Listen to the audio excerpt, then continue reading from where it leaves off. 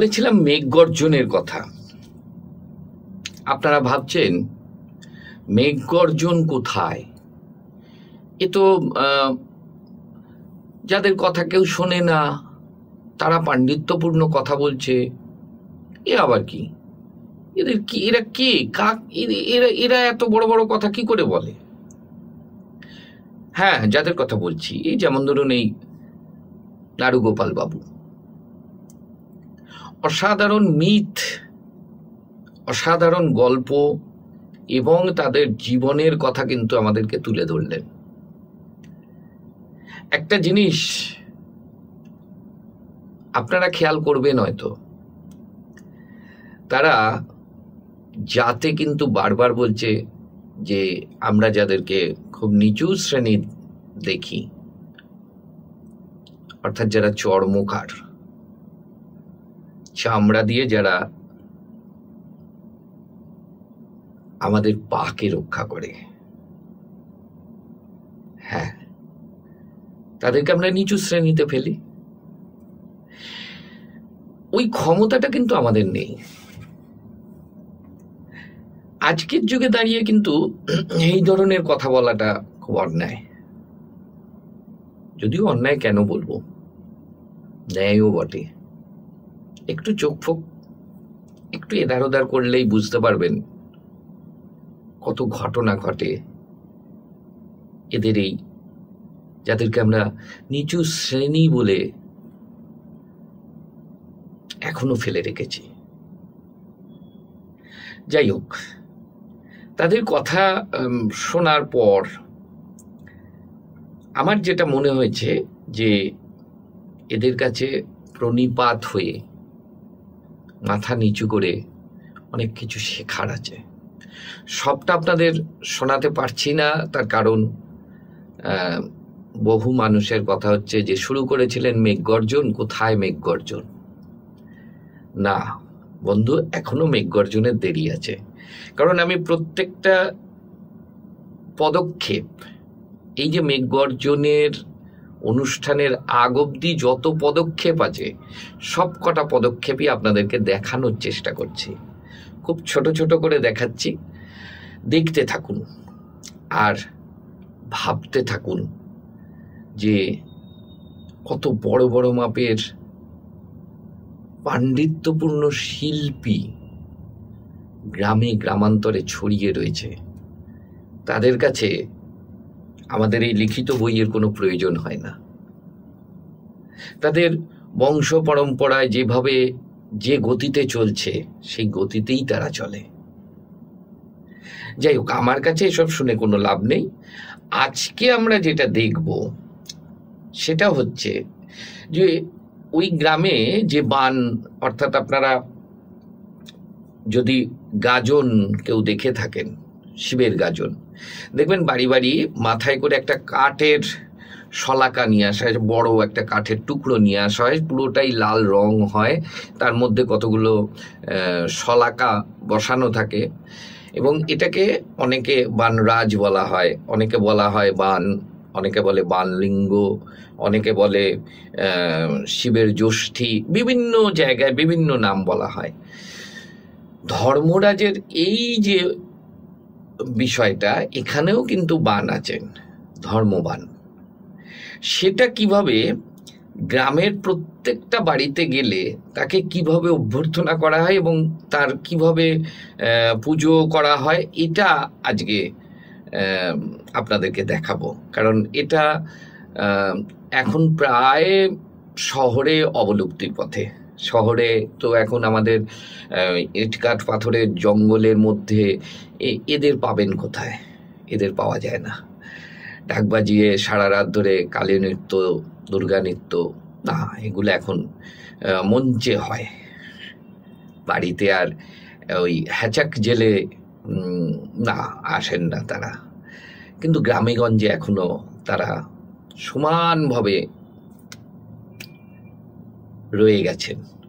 আসুন কি কি করা হয় সেটা আজকে আপনাদের প্রথমে দেখাই।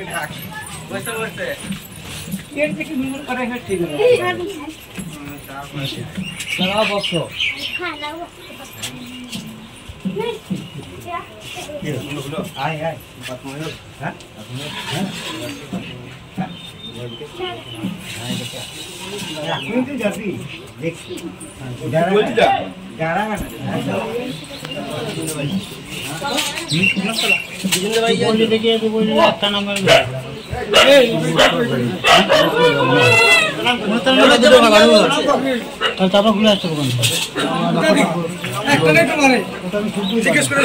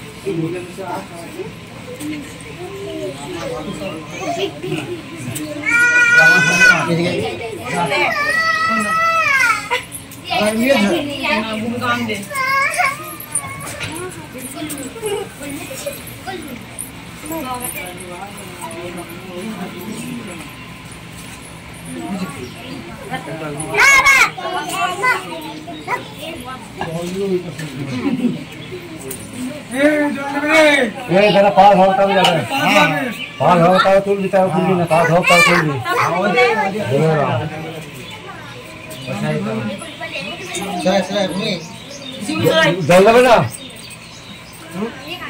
জল দেবে না লম্বাতে আসে না তো দাঁড়িয়ে আছে।